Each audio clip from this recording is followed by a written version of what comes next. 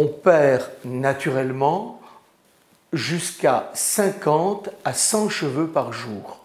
Alors, les causes de la chute des cheveux chez l'homme, attention, chez l'homme, la plupart du temps, c'est simplement des causes héréditaires. C'est ce qu'on appelle une chute androgénétique. C'est parce que le grand-père maternel ou paternel avait une chute de cheveux et il l'a transmis en sautant souvent une génération. C'est génétique. Alors, chez les femmes, c'est très différent. La chute des cheveux, d'abord, elle est clairsemée. Les femmes perdent leurs cheveux d'une façon clairsemée sur toute la tête. Ce n'est pas des zones bien nettes comme les hommes qui ont des calvities.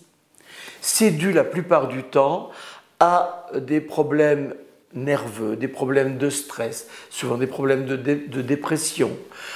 Souvent aussi, quand elles ont un bébé, il y a quelque chose qui se passe dans le corps et il y a souvent une chute de cheveux quelques semaines après. Chez la femme, il y a des traitements anti-chute qui permettent de rétablir toutes les vitamines et tous les oligo-éléments qui vont manquer.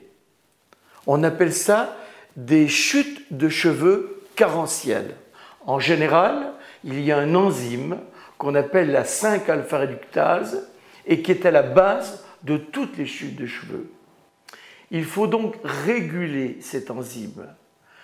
Et pour le réguler, il existe aujourd'hui des antichutes par voie orale et d'autres antichutes par voie topique, c'est-à-dire en lotion. Consultez un spécialiste dès qu'on s'aperçoit qu'on a une chute de cheveux anormale.